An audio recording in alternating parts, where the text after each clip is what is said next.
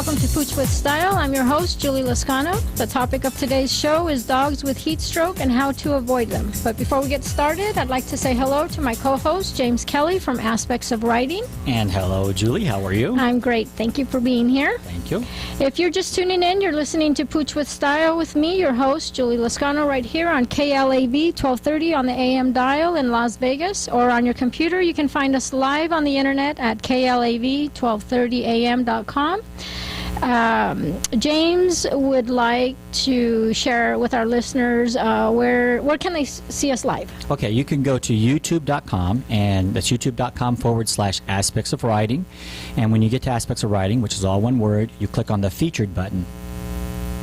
Our topic today is dogs with heat strokes and how to avoid them. As we go along, if you have any questions, please call us locally at 702-731-1230, or if you're out of this area code, you can reach us at 1-866-820-5528.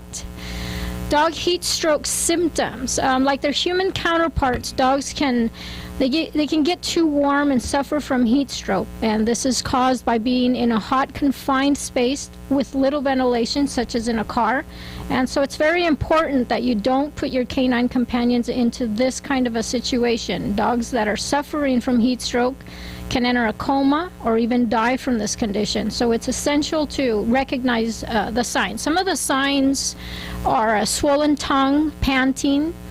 As most people are aware, dogs start to pant when they get hot. They do this to release heat from their body and cool themselves off. A very hot dog.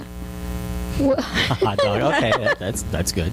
A very hot dog will also have a swollen tongue. This allows them to give off even more heat through increased surface area.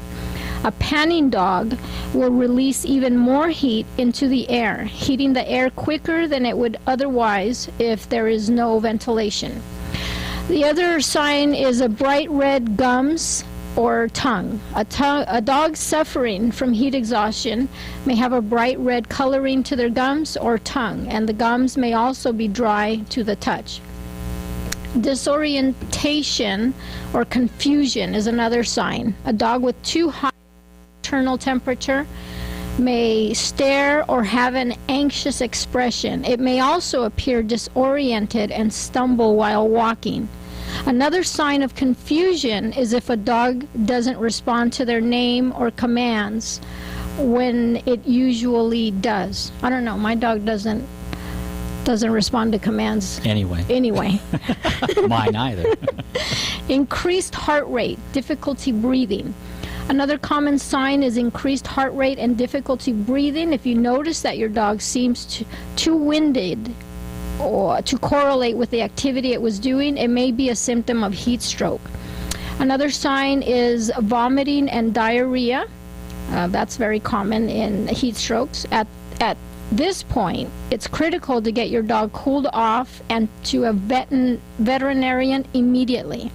The other sign is collapse, coma, and death. If a dog's temperature is at too high for too long, it can collapse. At this point, irreversible organ failure may be occurring, and it's crucial to cool your dog off and get to a veterinarian immediately. You may have only minutes to act. That's, especially now with the heat. I know just yesterday, I just felt like Boogie was just a little off, and I bathed him. I usually bathe him on the weekend, but I did bathe him, and I noticed that he was going into the bathroom, which is a cooler area, and so he was laying there for a while. Do you do the same thing, James? Yes. Also bringing up the heat situation, I think what we should do as well is let the listeners know that it's very important that they don't leave their dogs in the car, not even for a couple minutes when it's over 100 degrees outside, for sure, because the temperature of a car can go up so fast. That is so true. I know that remember when we met not long ago? Yes. And we were just going to meet. You were going to hand me a book. Right. Right. But we decided, and it's one of those things that you just don't think about it at the moment. Yeah, and it really wasn't all that hot that day. I think it was only in the 80s. But what's amazing is how fast the temperature can go up in a vehicle, even when it's in the 80s. Right. You know. Yeah, I did have the sunroof open, but nonetheless, it's one of those things that when I was walking back, that it freaked me out for a second, because you get distracted. And that's what happens. You just, all of a sudden, you forget your little dog's in there. And I'm like, oh, my God. But then I'm like, oh, but I left them in the window. But you're right. And I remember I said, Julie, did you leave it? Right. But the good news is that you did at least leave the sunroof open. And it was in the 80s. It wasn't like 100 degrees out that day. Yeah, it was getting towards the evening. Right. And how about we have some fun facts. 10 fun facts about dogs. All dogs can be traced back 40 million years ago to a weasel-like animal called the myasis, Yeah. which dwelled in trees and dens. The myasis later evolved into the Tomarctus. You wrote these. A direct forebear of the genus Canis. Now, I should have selected another one that's less complicated, which includes the wolf and the jackal as well as the dog. All right, fun fact number 2 is ancient Egyptians revered their dogs. When a pet dog would die, the owner shaved off their eyebrows, smeared mud in their hair, and mourned aloud for days. Yours was better than mine. Ah, well. Mine was awful. Small quantities of grapes and raisins can cause renal failure in dogs. Chocolate, macadamia nuts, cooked onions, or anything with caffeine can also be harmful. Now, here's the thing with the chocolate, because I probably eat chocolate every day. Okay. But I know that a few years ago, and I just simply didn't know that dogs, they can actually die from eating too much chocolate. Yeah. And I didn't know that. And I would always say, choco, choco. That meant that I had chocolate, and so he used to get excited because I would always give him some. Yeah, I think that's what, probably a few years ago, certainly about 20 years ago, we didn't even know all this. So people were just feeding the dogs anything and everything. Right. And for instance, the next fact is that apple and pear seeds contain arsenic, which may be deadly to dogs. Oh, that's even worse. It's good to know what these about things. for us if it's got arsenic? Yeah, right. Concerned about that myself. I like this one. Rock star Ozzy Osbourne saved his wife Sharon's Pomeranian from a coyote by tackling and wrestling the coyote until it released the dog. Wow. He seems like a pretty tough guy, though. Well, if it isn't pigeons, Yeah. Or bats. Or, was it bats? Yeah, he bit off the head of a bat. Yeah. Dogs have sweat glands in between their paws. Yeah, I did know that the only place they actually can and release, the sweat is through the paws. Right, and I was just talking to a friend of mine yesterday about this because I didn't know that. And so because I felt that he was kind of off, felt his paws, and they were like kind of sweaty. Wow. Yeah, and he, like I said, he kept going into the bathroom and to cool off because he was just laying down, but it kind of worried me. Yeah. Let's see, in 2003, Dr. Roger Mugford invented the wagometer, a device that claims to interpret a dog's exact mood by measuring the wag of its tail. Oh, well, that's cute. It's interesting. I know Boogie when he gets excited. So do you have one of those on Pooch with style? A wagometer. You'll need to get those on there. Yeah. Dogs have 3 eyelids. The third lid, called what is that called? Nictitating membrane, or haw, keeps the eye lubricated and protected. Now that I did not know. Yeah, no, me neither. See, this is good And my stuff. dog, as we discussed before, almost had eye surgery, and that never came up. Yeah, and that, we should do a show just about that because that was interesting. Yeah. Talk a little bit about that. Well, what happened was I have a particular breed of dog that is called the Cavalier King Charles Spaniel, and they're the miniature spaniel. And that breed, when they're puppies, because their eyes are so big, they cannot close their eyelids all the way, so they're always open a little bit. And the problem with that is that allows bacteria to collect in that area, that line where the eyelids are open. And if bacteria sets in, it can literally eat a hole in the dog's eye in 24 hours. So when you see the signs of a dog who may have a extreme swelling or reddening of the eye, it's important to take it to the veterinarian immediately, because you don't know what that could be. And as it turned out, that's what I did. And when we took her to the vet, he immediately knew it was bacteria, and we took him to a dog ophthalmologist. And I think you met you went there. I went with you, and Yeah. I'm like, James, I didn't even know there was one. Yeah, and it's real important for people to know that there's specialists out there for this, because what happened was they gave me 4 different medications you had to put in the dog's eye every 2 hours. And then you go back, the next day, they check the eye again, because it's still swollen, so you don't know if it's better or not. And as it turned out, the dog's eye wasn't, which means even though the medication slowed down the process, the bacteria was still eating away at that eye. Right. So the choice was either remove the eye or do something else. And so I pleaded with the doctor to do something else. And what he did is he went in and he took the blood from the dog, spun it, and took the, what's the white stuff that comes from the blood, Ryan? Hemoglobin? Hemoglobin, right. And made a serum out of that. And then what I did is I would have to put that in the eye along with the other medications every 2 hours, and it healed the eye. It was amazing. Wow. Yeah. Yeah, and that's good to know, because I didn't even know that there was a dog ophthalmologist, so You know now. there you go.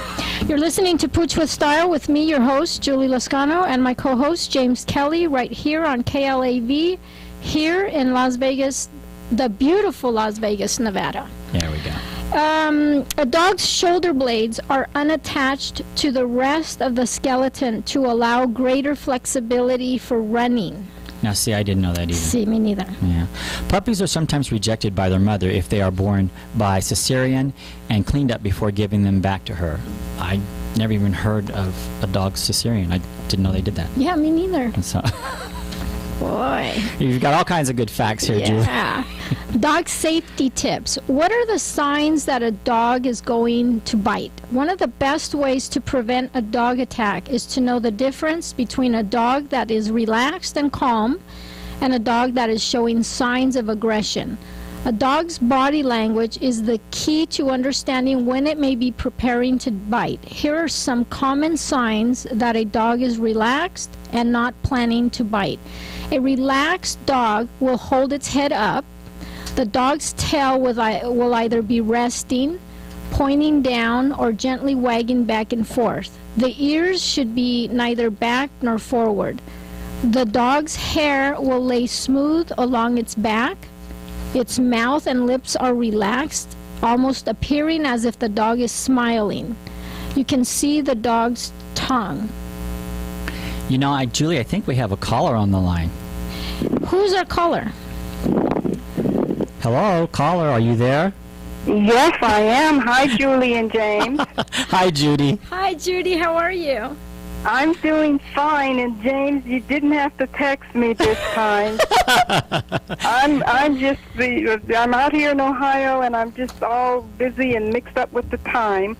But I just wanted to call and say hi. And Julie, I meant to tell you last time, your website, Pooch with Style, there are a lot of links on there, but I want the listeners to know that there is a link for dog toys, and they are really unique. Thank you so much. Also, a link to owner gifts, and there are many, many times when I have my friends that I know that are dog lovers, and I want to buy them something, that's a frame with a Pooch on it or something, Right. and they're hard to find. So on your website, you've just got a whole link to them. So Thank you so much, and we'll be adding more. And also, if there's ever a dog toy or any kind of product that you don't see on our site that you'd like to share with us, let us know, and we don't have a problem adding it on. But Well, I don't think there's much that you don't have. we should let our listeners know that this is Judy McFadden, who's a friend. Right. Judy's been on my show a few times for Aspects of Writing, and she was on your first show. Right. Yeah, and Judy wrote a book called Life with Macduff, a therapy dog. And how's that going, Judy? Well, I think I told you that I did a story for Chicken Soup for the Soul, and it was accepted, and it'll be published in their book released September the 18th. Chicken Soup for the Soul, I can't believe my dog did that. Congratulations. And also, and I'm sorry, I wanted to tell you, I saw Dawn's Jack.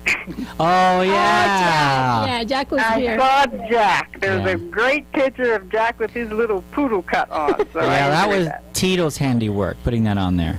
Oh, yeah, well, you tell him he's so good. You know that. He can do anything. So anyway, I'm not going to take your time, but I just wanted to say hi to everybody. And Julie, thank you for having me on the show. And James, you're my mentor. So. Well, I wanted to say, and this is the truth, I swear to you, I've not spoken to you in probably a week and a half, 2 weeks. Right. And I told Julie, you know what? I have a feeling Judy's going to call today. And she, before we went on air, and she said, you think? I said, I don't know. I just have this sensation that she's going to call today. And lo and behold. And there you are. Well, they say up popped the devil in a pink nightgown.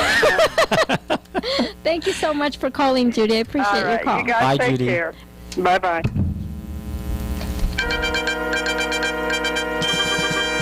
Okay, hold on, everybody. We have breaking Pooch news.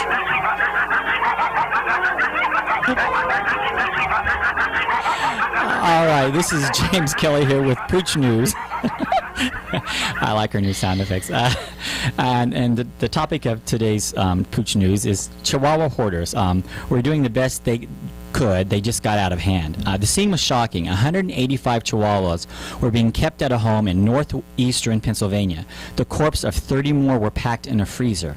Acting on multiple tips, state dog wardens and state troopers executed a search warrant last night, removed the animals, transported them to temporary quarters at the Pennsylvania Farm Show Complex in Harrisburg. The Department of Agriculture, which enforces the state dog law, had not filed charges against the owners. Identified as Thomas and Albert Ambrosa of Benton as of Friday morning. State police also had nothing to report. For some reason, the state law requires anyone who keeps, transfers, or boarders more than 25 dogs to obtain they have to have a kennel license, and it has to be inspected annually. Dogs are also required to have dog licenses and rabies vaccinations. Thomas Ambrosa did not immediately return a phone call message Friday at his home, which is also listed as Albert Ambrosa's residence. It was unclear whether they are related. Veterinarians who checked the Chihuahuas, plus a coon dog and a mixed breed that were also removed from the residence, found no serious health issues, only minor eye, teeth, and skin problems. The dogs wagged their tails when visitors approached their crates and apparently came from a loving home, officers said. The owners were telling us their names as they were tagging them, said Nicole Bucker, a spokeswoman for the State Department of Agriculture. The dogs in the freezer, which included adult and puppies, apparently died of natural causes, and the owners said they planned to cremate them. They weren't killed, she said. So that's kind of good news there. Yeah. Bucker said conditions at the home were not as bad as one would think. The owners were doing the best they could in circumstances they were in. It just got out of hand, she said. By this morning, animal shelters had agreed to take in about half the dogs. Bucker said she hoped to place the rest by the end of the day. I think they're ready to find their forever home, she said. And we're going to talk a little bit about some of the comments about that story, and maybe we'll ad lib a little bit here because I have a comment or two on my own. There wasn't this was something that was just out of hand. This is what one comment is about. It's a behavior disorder that needs medical treatment, or these people will do this again, meaning that the owners need medical treatment. It sounds like the dogs came through the ordeal relatively unscathed. Thanks to all involved, from those that rescued the dogs to the organizations now caring for them and finding them homes. A happy ending is a wonderful thing, especially after the events in another part of the country this week. Now, and this kind of reminds me of FUPI, that people need to put into consideration that there are organizations out there, one of them being FUPI.org. Which stands for... foreclosed upon pets. And we actually, anybody that buys our products online at poochwithstyle.com gets a discount of 15%. All you have to do is use the coupon code, which is FOOPY, and he's also on our website. But yeah, I think people need to know that, you know. And to explain a little bit about what FOOPY is, it's very relative to this story in a sense. Well, not really, because this was like a kennel. But FOOPY is where people leave their animals behind because they've been foreclosed upon, and either they can't afford to take their dogs with them, or their cats, or whatever animals, or wherever they're moving to doesn't allow pets. So they just literally leave the animals in the house. And those houses can be shut up for days on end before someone discovers they're even in there. Right. Which is very sad. In this case, it sounds like they were just running an illegal kennel, really. And I think all that really happened here is that it sounded like they were trying to care for the animals. It's just there were so many they just couldn't. Yeah, and like they say, it just got out of hand. Yeah. Yeah. There's another comment here. Is it a comment? Let's see. The situation got out of hand. Oh, and there Just you have what you it. just said. Really? That's nothing but an excuse, and a bad one at that. Oh.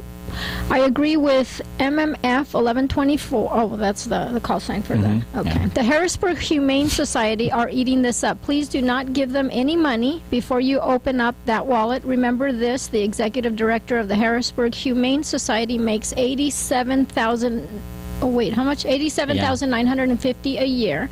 That's a huge amount of money for doing absolutely nothing. Instead, please donate items the animals can use, and please consider adopting from them. Get the animals out of the hellhole. Wow, 185 Chihuahuas. That beats the old record of 181 Dalmatians. 101. Let me stop here. You're listening to Pooch with Style, your host, Julie Lazcano, and my co-host, James Kelly, right here on KLAV 1230 on the AM dial, or KLAV1230am.com on your computer. We also stream live on Google+, YouTube, WordPress, and Facebook, and they can also see us. You can view us live on youtube.com/aspects of writing, and that's aspects of writing, all one word.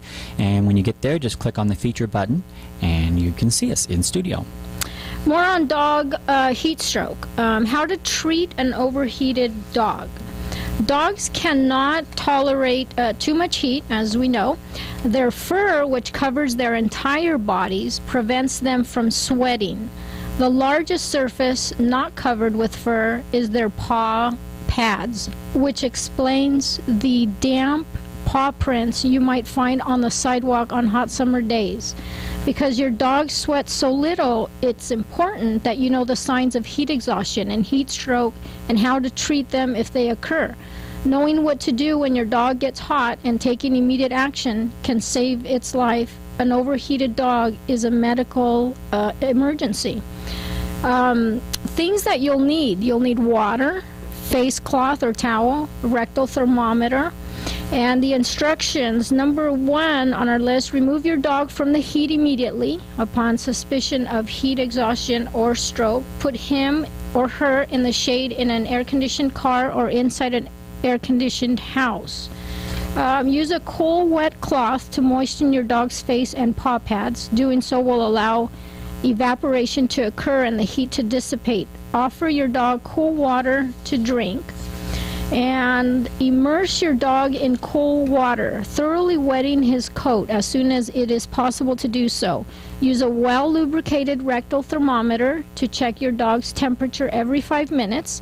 Your dog can be moved safely when the thermometer indicates a temperature of 103 degrees Fahrenheit or below.